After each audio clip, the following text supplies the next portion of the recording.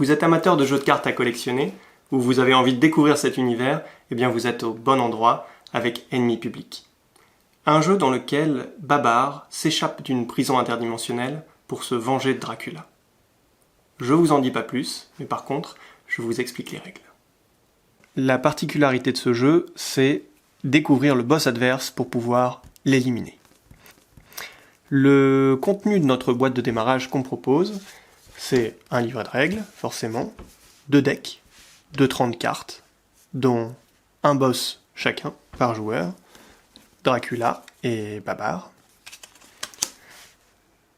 C'est également une jauge de Prosperia, qui va servir pour l'usage du jeu, et des petites cartes valises qui vont être sur le côté pendant la partie. C'est des espèces de jokers, on va dire. Pour gagner une partie, ça va jouer un peu en 2 temps. Vous allez d'abord devoir vider le deck de l'adversaire, et une fois que son deck sera complètement vidé, va entrer en jeu l'adversaire ultime, le boss. Quand le boss est en jeu, il va rester en jeu jusqu'à la fin de la partie. On considère qu'il est invincible, indestructible, à moins de répondre à sa condition de défaite. Une fois que l'adversaire répond à sa condition de défaite, le boss est éliminé et le joueur perd.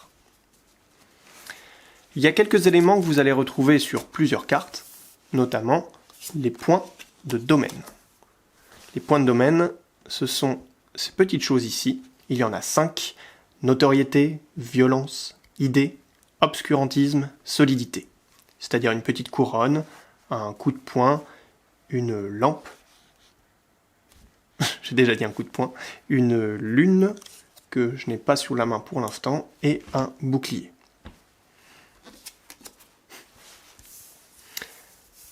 Il y a 4 types de cartes dans le jeu. Les boss, les sbires, les alliés et les actions. Les boss, les sbires et les alliés sont des personnages, c'est-à-dire que quand on va les jouer, ils vont rester dans la zone de jeu jusqu'à ce qu'il se produise un événement ou un autre. Contrairement aux actions qui vont rejoindre votre défausse face visible pendant la partie, juste après leur usage. Les sbires, donc qui possèdent ces fameux points de domaine, vont vous permettre d'utiliser certaines actions, qui vont vous mentionner par exemple le fait de posséder plusieurs coups de poing ou plusieurs boucliers, ou un personnage spécifique avec tel ou tel symbole. Donc c'est important d'avoir plusieurs sbires pour cela, mais c'est aussi important de les avoir pour jouer des alliés.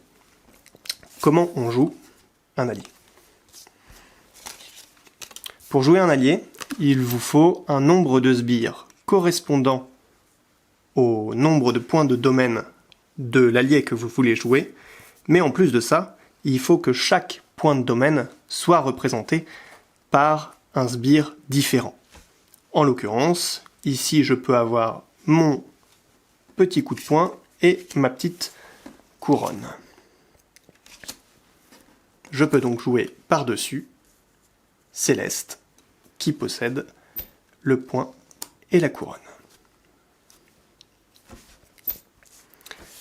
Les cartes, vous l'aurez remarqué, possèdent un petit effet et parfois une petite description, même souvent une petite description. Les effets, on va retrouver plusieurs terminaisons qui sont importantes à connaître, même si plutôt faciles finalement une fois qu'on les a lus quelques fois. Les effets d'entrée, qui vont s'appliquer lorsque la carte entre en jeu. Généralement, l'ensemble des sbires vont vous offrir comme effet d'entrée piocher une carte. Les activations, qui vont se jouer une fois par tour pendant votre tour gratuitement. Je vais revenir sur ce terme après. Et les effets permanents, donc qui fonctionnent sans qu'on ait à dire quoi que ce soit, sous certaines conditions. Vous allez avoir le terme défaussé qui existe, qui signifie jeter une carte de sa main vers la défausse. Vous allez avoir le terme vidé qui signifie jeter des cartes du deck vers la défausse. Et vous allez avoir aussi le terme « détruire », qui signifie envoyer une carte de la zone de jeu dans la défausse. Ce qui est extrêmement important pour se débarrasser des cartes qui nous posent problème. Il y a un dernier type de carte que je ne vous ai pas encore mentionné, c'est les cartes réaction. C'est une action particulière. Particulière parce qu'il y a du rose autour et qu'elle se joue uniquement si vous arrivez à remplir la condition indiquée. Là, en l'occurrence, si l'adversaire vous fait vider des cartes, ne le faites pas. Nananaire. L'importance de ces cartes-là aussi, c'est d'être, encore une fois, jouées gratuitement. Ça va me permettre de faire une transition sur le déroulement d'un tour et la mise en place. Pour mettre en place votre côté de votre zone de jeu, vous allez avoir une jauge de Prosperia, un boss face visible, mais caché sous votre deck, check. Une main de 3 cartes que vous allez piocher, et 3 cartes valises.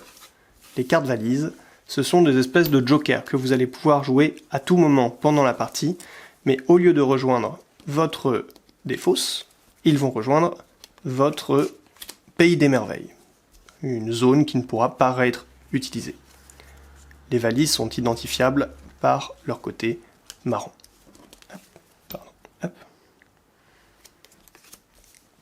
Votre jauge de Prosperia, vous allez la mettre sur 3 si vous êtes le deuxième joueur, ou sur 2 si vous êtes le premier joueur. Pour savoir qui joue en premier, c'est facile, c'est le plus méchant d'entre les deux joueurs. Soyez subjectif, on n'a aucun problème avec ça. Le déroulement d'un tour.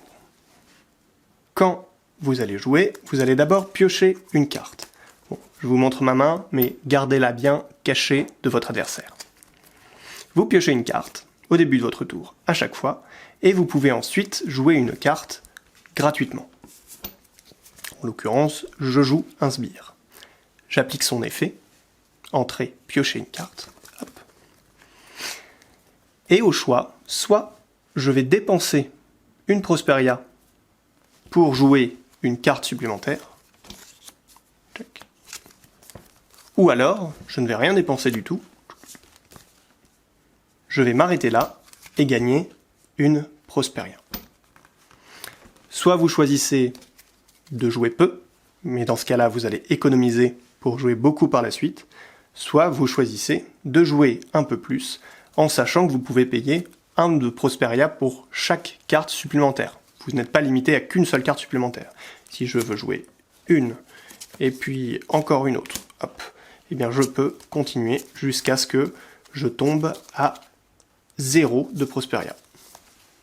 Il n'y a pas de pénalité particulière lorsque vous tombez à 0, simplement vous n'allez pas pouvoir jouer de cartes supplémentaires pendant les tours à venir, tant que vous ne récupérez pas de la Prosperia pour vous refaire.